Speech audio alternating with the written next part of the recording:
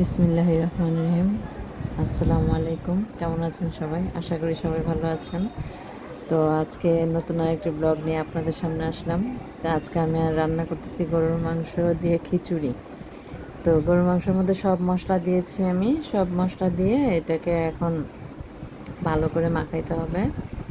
তো এই যে আমি যে ঘরে যে মশলাটা বানাই সেই মশলাটা আমি এখানে 2 চামচ দিয়েছি। আর এই তো আদা রসুন পেস্ট, লবণ, তারপর হচ্ছে হলুদের গুঁড়া, মরিচের গুঁড়া, ধনিয়ার গুঁড়া, জিরার গুঁড়া এগুলো সব দিয়েছি। এখন আমি ডালটা ভাজতেছি খিচুড়ির জন্য। এখানে 3 রকমের ডাল আছে। 3 রকমের ডাল আপনার বুটের ডাল, খেসারির ডাল আর হচ্ছে আপনার মুগ ডাল, মসুর ডাল।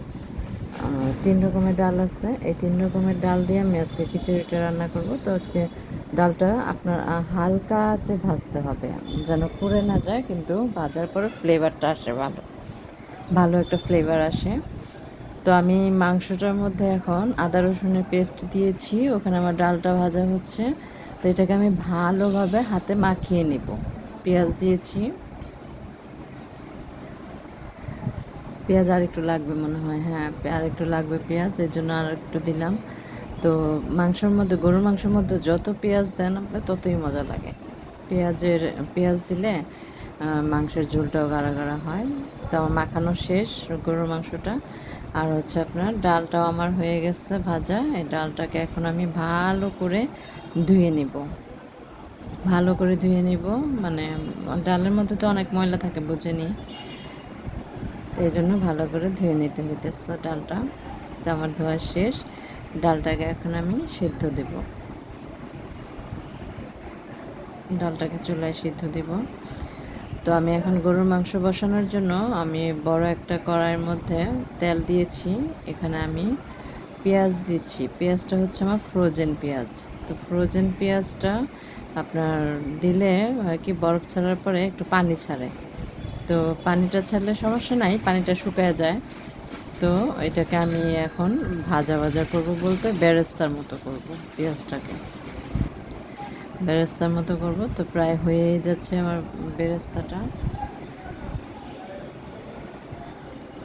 হয়ে গেছে আমার বেরেস্তা। এর মধ্যে আমি মাংসটা ঢেলে দিচ্ছি,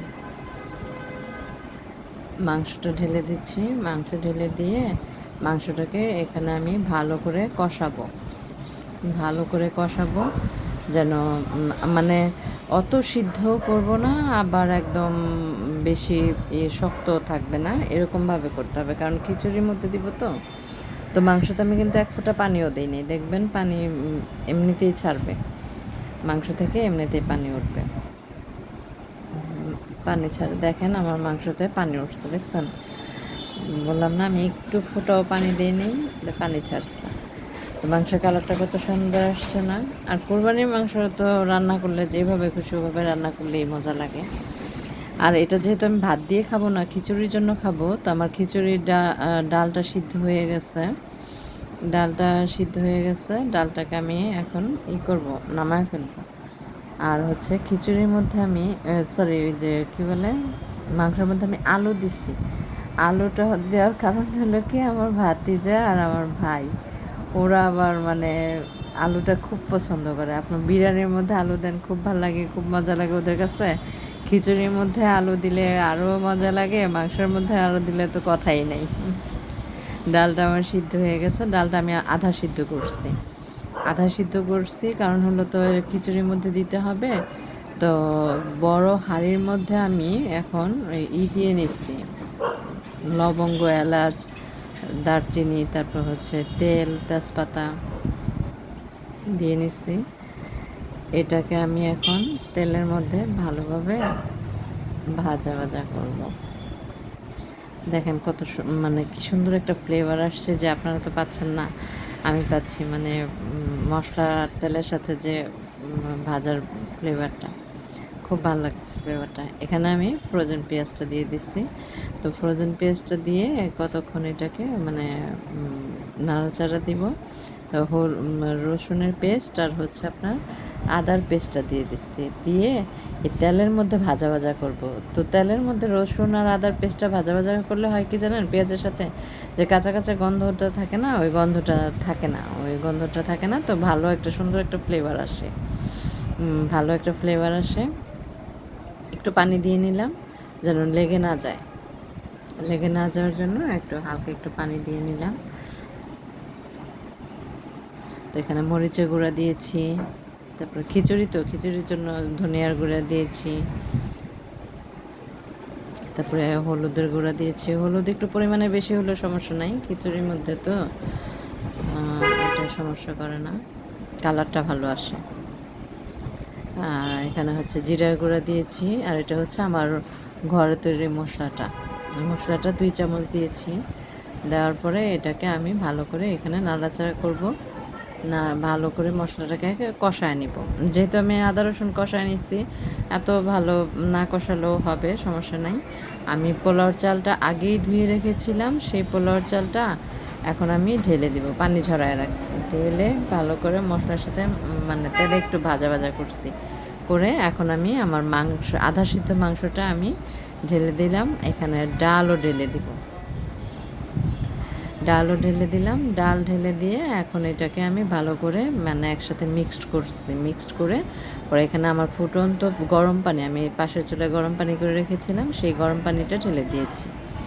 তো দেখেন আমার খিচুড়ির কালারটা কত সুন্দর আসছে। তো এখানে আমি মানে লবণটা এখন দিব, লবণটা দিয়ে আপনার ওই পানিটাই আপনার করতে হবে, টেস্ট করতে হবে যে লবণের পরিমাণটা কেমন হয়েছে। আগে থেকে যদি আপনি পানিটা টেস্ট না করেন তো বোঝা যায় না, কম বেশি কথা। আর হচ্ছে কেওড়ার জল আর গোলাপ জল দিলাম। ফাইনালি দেখেন আমার খিচুড়ির লুক, কত সুন্দর একটা খিচুড়ি হয়েছে না, গরুর মাংসের খিচুড়ি। ও ঘি দিয়েছি, ঘিটা দেখানো হয় নাই।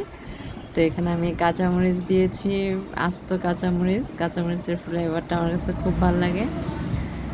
তো সন্ধ্যায় একটু বের হলাম, এই তো হচ্ছে ফাহিমদের দোকানে আসলাম, এই তো আমাদের ঘরের সামনেই দোকানটা, বাসার সামনেই। তো আমি আসছি একটু, ঠিক সন্ধ্যাও না, রাতই বলতে পারেন, প্রায় 8টা সাড়ে 8টা বাজে।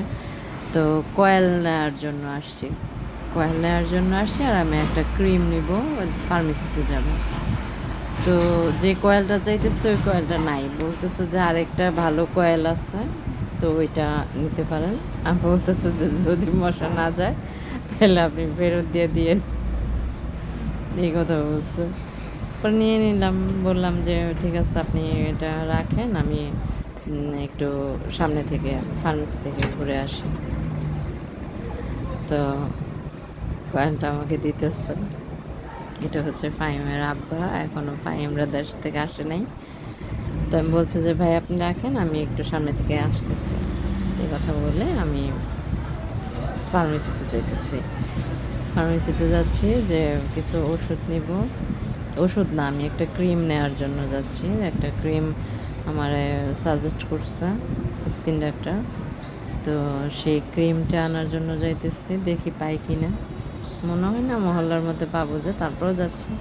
দেখেন আপনাদের একটা জিনিস দেখাবো, সেটা হচ্ছে রাতের অন্ধকার তো, তারপরে ওদের ভালো বোঝা যায় না।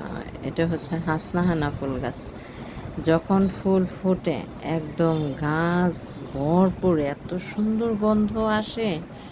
এটা একটা ঝাউ গাছ। আর আমার না সবচেয়ে পছন্দের যে ফুল কি জানেন, বেলি ফুল আমার খুব পছন্দের ফুল। তারপর হচ্ছে আপনার হাসনাহানার গ্রান তো অবশ্যই পাগল করার মতো গ্রান, নেশা একটা গ্রান। তো এই গাছেও ফুল ফুটছে, এটা কিন্তু কী গাছ জানি আমি জানি না, ফুল ফুটছে। এটা একটা অ্যাপার্টমেন্টের বাসা। তো বেলি ফুলটা আমার খুবই পছন্দ, খুব মানে এত সুন্দর গন্ধ বেলি ফুলের, মনে হয় যেমন যদি পানি দিয়ে গুলায় খাওয়া যেত আমি খাই ফেলাইতাম, এরকম এত ভাল লাগে আমার কাছে। তো যাচ্ছি ফার্মেসিতে, দেখি। তা আজকে বন্ধুরা, আজকে হচ্ছে আপনার বাবা দিবস। যাদের বাবা আছে সবাই তাদের বাবাকে বলবেন যে বাবা তোমাকে খুব ভালোবাসি। আমার তো বাবা নাই, আমার আব্বুকে আমি বলতেও কখনো পারি নাই যে আব্বু আমি তোমার খুব ভালোবাসি, কখনো এই কথাটা বলে ওঠার সুযোগ হয় নাই। তো যাদের বাবা আছে সবাই এই কথাটা বলবেন আপনাদের বাবাকে। সময় কিন্তু কারোর জন্য বসে থাকে না, ঠিক আছে? অন্তত এই কথাটা বলার জন্য সময় লাগে না, বলবেন আপনারা। আর হচ্ছে আমি ফাইনালি এই যে ফার্মেসির সামনে চলে আসছি, দেখি ফার্মেসিতে পাই কিনা ওষুধটা। মনে হয় না পাবো, যে কারণ মহল্লা ফার্মেসিতে তো পাই নাই, পেলাম না, বললাম না পাবো না। তো আরেকটা ফার্মেসি আছে সামনে, তো ওখানে যাইতেছি, দেখো ওখানে পাই কিনা। তো ওখানে না পাইলে আর কি করে, একটা ফার্মেসি আছে একদম আমাদের রোডের সাথে, ওইটা হচ্ছে আপনার ওই দোকানটা এখনো খোলে নাই। ঈদের বন্ধে যে বাড়ি গেছে এখনো আসে নাই। ওরে বললে আবার ওরে অর্ডার করলে ও আমার আয়না দেয়, ওরা ক্রিমটা আয়না দেয়, কিন্তু ও তো নাই, ও তো বাড়িতে গেছে। আসলে পরে অপেক্ষা করতে হবে কয়দিন এই দোকানে না পাইলে। মনে হয় পাবো না, দেখি তারপরও পাই কিনা। তো না, এই দোকানেও পেলাম না। তো বাসার কাছে চলে আসছি, এখন আমি কয়েলটা নিয়ে বাসায় চলে যাব। তো ভিডিওটি কেমন লাগলো সবাই, মানে ভালো লাগলে ভিডিওতে একটা লাইক করে দিবেন, আর কমেন্টের মাধ্যমে জানাবেন আমাকে, অবশ্যই কমেন্টের মাধ্যমে আমাকে জানাবেন। আর একটা সাবস্ক্রাইব করে দিবেন, যার সামনে ভিডিওটা পড়বে একটা সাবস্ক্রাইব করে দিবেন, লাইক করে দিবেন, কমেন্ট করবেন। ভিডিওটি না টেনে স্কিপ না করে পুরোটা ভিডিও দেখার চেষ্টা করবেন। তো আমি এখন বাসায় যাচ্ছি।